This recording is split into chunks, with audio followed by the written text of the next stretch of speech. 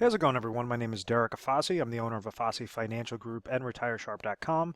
Today's topic, I want to discuss with you annuity quotes and explain them as simplistic as possible. Basically, what's happening is a lot of times an individual receives a quote, an illustration, and they think that that's the greatest thing since sliced bread. They don't truly understand what it means, where you could kind of read between the lines and see the fluffed up projections that insurance companies try to do. So what I want to do is kind of expose some of the things on how to read between the lines and see whether or not something has a contractual guarantee. How good of an actual product it is with a worst case scenario basis to determine, whether or not you should throw any dollar amount in there, let alone your entire life savings, your entire retirement savings into it, because many times, they're explained the wrong way, and then advisors are able to fluff up these projections so that somebody kind of has that, that bait and switch, get hook, line, and sinker into getting set up with a contract. So, because some of the things I'm going to go over is the different types of annuities, really briefly, the biggest problem when receiving quotes, and then this part, I don't mean to offend anybody with any curse words, but read through the BS and find the cash flow. So to get started, types of annuities. Now we understand that annuities are types of products, types of retirement products that are set up through insurance companies. So only insurance companies could offer annuities. You've had other types of annuities in the past that a lot of individuals mistake for the annuities of today. So please be mindful that there were innovations, there are constant innovations from the 1990s, early 2000s, after 2008, after the downward market crash. So they have a whole slew of different things on how they're tweaked properly for an individual situation and how you could leverage an actual a contract or an annuity contract specific to your needs. And all that means is it's set up through an insurance company. Insurance companies are the only ones that could offer annuities, just like a certificate of deposit could only be offered through a bank. Annuity contracts could only be offered through insurance companies. The first very easy type of annuity is the fixed annuity. I typically like to see these things known as MIGAs. So what this says is kind of just like how if you understand how a bank CD works, where let's say you have a 5-year bank CD that's paying you, right now 1% per year. Obviously it used to be much higher in later, in earlier years. But what this would say is essentially if you have a bucket of $100,000 and you have a bank CD that pays you 1% per year, well, after the first year you're getting $1,000, second year $1,000, third year $1,000, etc. So individuals are able to leverage fixed annuities with the same sort of concept. They like the safety of banks. They like the safety of a legal reserve structure like an insurance company can provide with these types of fixed accounts, but they want to have a better return on their money. So, if a typical bank CD is paying 1%, typically the MIGA, that fixed annuity, is paying, in between 2 to 3%. So it's going to be, about 2 to 3% higher than what current bank CDs are getting paid. And they're all going to be tied to interest rate environments. So even right now, MIGAs are pretty low, bank CDs are pretty low. So if you ever get an illustration, there's a couple of things that you want to make sure that or an annuity quote on this, you want to make sure that if they're giving you a specific dollar amount, like let's say $100,000, and it's set up to a 5-year MIGA, you want to make sure if the first year they're paying you 3%, that every single year after that is going to get paid 3%. You want to have that flat amount of interest credit in there. Many times you have these types of annuities that they might pay you like 4% the first year, get somebody in there, and then all of a sudden reduce that rate down to what they feel is necessary, which could be 1%. And now that person's handcuffed into that contract for the next 5 years. So the first type is the fixed annuities. You just want to make sure that you're reading through those lines. The variable annuities, you have different things with variable annuities. I talk badly about variable annuities. I don't like them. I typically think that they're posed as something else. They're trying to be a mutual fund, and they have mutual funds invested in them. They're trying to be an income product, and just kind of the blend is not a good thing. It's kind of like one of those half boats, half cars. If you ever go to amusement parks, or I think they have them over at Busch Gardens. We're located over in Tampa, Florida, so we got Busch Gardens over here, and there's this thing that is basically, it drives up and like the safari, and then it goes into the water. So it's kind of a boat and a car mixed. That's what I think of a variable annuity is, it's not a good investment product, and it's not a really good income product because you have a lot of hidden fees. Sometimes it could work out well if you got set up in about, 2006, 2005, depending upon what those income riders were that you attached onto that product. But essentially, when I go through how to figure out the cash flow, you could see how the hybrid annuities have actually been a lot better than what the variable annuity rates are right now. So I'll expose that a little bit later. And then you also have index annuities, where this is correlates to the hybrid annuity. A hybrid annuity is simply a fixed index annuity with an income rider. And the way that income rider is displayed is where you see a lot of these problems. So what I'm actually going to do is go through an example off of an income account, off of an income rider, and actually show you how to expose that cash flow so you can compare one company to the next to determine whether or not it's going to be the best for your specific situation, the best for however long of deferral you want, whether that's a 30-day deferral, whether that's a 5-year deferral, 10-year deferral, and how to really find, read through the lines and get the exact percentage, the exact cash flow, for your specific situation. So when you're looking at the hybrid aspect, always think of income rider. So if we understand with a fixed account, kind of think of this like a bucket, okay? We have a fixed bucket, we have a variable bucket, and then we have an index bucket. Let's say you have $100,000 in all of them. Now, let's say the market gains 10% the first year, and then it loses 10% the next year. So what exactly, let's say the fixed account is paying you 3%.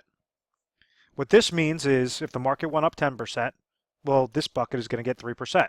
If the market went down 10%, this bucket's going to get 3%. It's going to be a fixed percentage amount on the specific MYGA that you choose or whichever carrier. As long as they're paying you that fixed percentage rate, it's going to remain fixed for the length of that time for as long as you have that contract. Very simple. This bucket, if you receive a gain, and it's variable, and let's say after all the fees and all that, you get a 10% gain into that bucket. They'll open up the lid, pour 10% inside, and now you have a larger account. The next year, if you lose 10%, well, now that's obviously going to be a larger loss because it's going to be a 10% downward shift plus any sorts of fees, and this bucket is actually going to be further reduced below the $100,000 mark. You would actually end up losing because 10% of $110,000 after the first year would be $11,000, and then $11,000 would get deducted off of this $110,000, so therefore you're actually going to be left with $99,000. So when you have downward market losses and then you also have a fees associated with variable, understand it's going to go up when the market goes up, go down when the market goes down. The index, let's say if you had something like a 7% cap and the market gained 10%, well, you would gain, kind of think of this bucket with a lid over it, you would gain 7% into that account. Let's say the next year when the market loses 10%, well, you have a floor. That's the importance of indexing strategies. That's the importance of index annuities. So this is the generic. This is how the account value, this is how your physical money works before you attach an income rider onto it. So I hope that all of this makes sense. Please review this section if that doesn't make any sense. Now, so when we're regarding hybrid annuities, what's happening is you have that account value side. So if you had a fixed annuity with an income rider, your account value would be doing exactly this dance. The income rider might give a specific guarantee. Variable annuity with an income rider, the variable account side will be doing that specific dance, and the income rider is going to have specific guarantee. That index account value is going to be doing that exact dance, and the income rider is going to give you a specific guarantee. So if we understand this, what exactly is this income rider? What exactly is this income base? How exactly does it compare? So this section, I'm actually going to bring up a PowerPoint slide, and I know how much you guys love my sloppy handwriting, so I apologize to disappoint anything. But yes, this is actually going to be able to break this down very simplistic. What this shows us is an income-based side, right? Understand, whenever you see a guarantee, that's not your true money. That's nothing more than a calculation account, okay? Calculation account.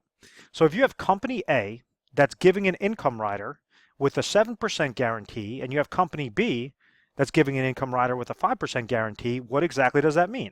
And we're just going to use simple interest so that it's really easy to do the math and you can see it side by side. If you're looking at this, and let's say we have a person, a male age 60, that's looking to trigger income at age 65, how can we figure out what the cash flow is? Well, on the surface, you say 7% is higher than 5%. So, company A looks fantastic. All day long, I'm going to go with company A. First year, this income base grows to $107,000. Second year, $114,000. Third year, $121,000. Fourth year, $128,000. Fifth year, $135,000. As opposed to company B, after the fifth year, it's going to go to $125,000. So understand, whenever these companies are trying to provide you lifetime income, the reason why they're doing an income rider as opposed to annuitization used to be the old school annuities, right? So what happened was an individual would surrender their money, their $100,000 to a company, and like this individual would say, I'm age 60, I'm going to surrender my money, 100,000 to the insurance company, and they're going to give me a specific income guarantee at age 65. Well, when we use an income rider, instead of annuitization, you're not surrendering your money. You're allowed to still have those monies into that account value that I spoke about, whether that's in fixed, variable, or index. You're able to still have that account value, that your physical money grow when the market goes up, not lose when the market goes down. And you could attach this income rider so that they're going to be able to determine how much lifetime income you will receive, kind of like how annuitization works, except for you're not releasing control like annuitization does. So what I mean by that is if you see company A versus company B, you're saying, oh, company A all day long. This is 135,000 on my income base. This is 125,000. Once again, this is not your real money. This is a calculation account. The way then how it determines how much lifetime income the company is going to pay you is going to be your income base multiplied by your withdrawal rate percentage, and that's what equals your lifetime income. So let's say company A has a withdrawal rate percentage of 4%, but company B has a withdrawal rate percentage of 5%. What exactly does that mean? Well, that means company A is going to be, at age 65, they determine that their withdrawal rate percentage is 4%. Company B at age 65, male, determines that's going to be 5%. So when we actually do the calculation, 135 multiplied by 4%, 125 multiplied by 5, your actual numbers, and I hope that you could read this, is $5,400 with company A and $6,250 with company B. So what that tells us is that company A is a much crappier product than company B. If we're looking to get the lifetime income, the best lifetime income out of this, well, we understand that out of the $100,000 deposit, a 6.250% cash flow is with company B as opposed to a 5.40% cash flow with company A. So therefore, there's no reason to go with company A over company B unless you had a better rating and this was just a generally better company. You could kind of pick your poison on that route. But if you're looking specifically for a cash flow side, this individual could throw $100,000 and get a much higher cash flow percentage with this 5-year deferral with company B. So I hope that all of that makes sense, guys. This is so important to understand because this is how you're able to weed through whether a company that's telling you, oh, we're going to give you a 7% guarantee, or a company that's saying we're going to give you a 5% guarantee, what that actually means. So in this example, let's say if, at this point in time, the $100,000, we understand we have account value side, we have the income base side. This shows our income base. So maybe at age 65, his $100,000 grew to let's just say it was 110,000. No real good growth, 110,000.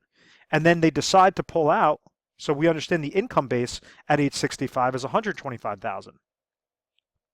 Well, they're going to go off of the income base multiplied by the withdrawal rate percentage, $6,250. So anytime that they're taking a withdrawal of $6,250, it's going to deduct this off of the account value side. So therefore, it's going to be less. So if your account value gains when the market, like an index, like a fixed index annuity with income rider, it's going to gain when the market goes up, not lose when the market goes down. But you're still going to have to, if you have an income rider, most of the times they have an income rider fee, which will be a negative, typically less than 1%. And then also if you're taking a withdrawal, that's going to be a negative as well. So the longer and longer that you're living, well, yes, you have potential for this account value to grow. You're not annuitizing your money, and let's say if this eventually hits $0 because you keep living so long, well, that $6,250 is still going to be coming into your pocket at the end of the day, and that's the importance of the income rider. You're leveraging the contract exactly how it's designed. You're not trying to get this random 7% guarantee or 5% guarantee that does not exist.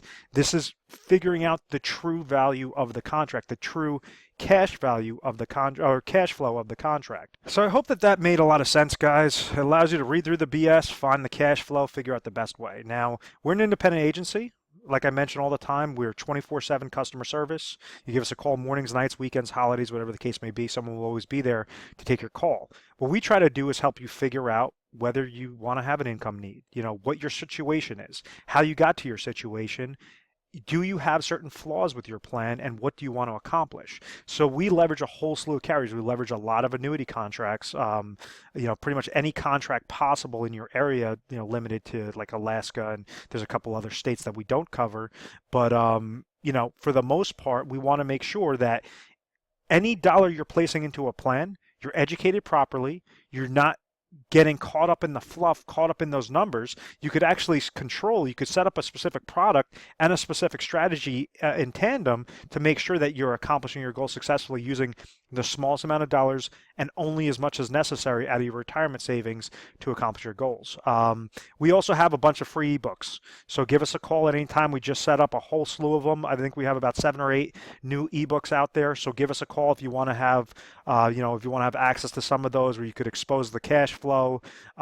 We have, a whole slew of them, basically how to compare the top annuity contracts, how to expose some of the annuity quotes. We are A+ rated on the Better Business Bureau because we believe in education first. Education, understand exactly what you have, where you want to go, how to get there properly, and we'll walk you through it step by step. And at the end of the day, if you guys just want to have a second opinion, maybe what you're doing is absolutely perfect. But with retirement, what I've learned time and time again with just seeing these retirement disasters is you only have one chance to get things done correctly. What we want to try to do is be the honest advisor, the ethical advisors, give you free education, free content. And, if you like what we have to provide you and you want to get set up with certain plans, obviously that's what we're here for. We have affiliations with all the top carriers, all the top products, and we can help you guys out. But I want to thank you very much for watching this video. Please feel free to subscribe to our YouTube channel, Retire Sharp, so you have access to the most updated videos. Thanks so much, guys.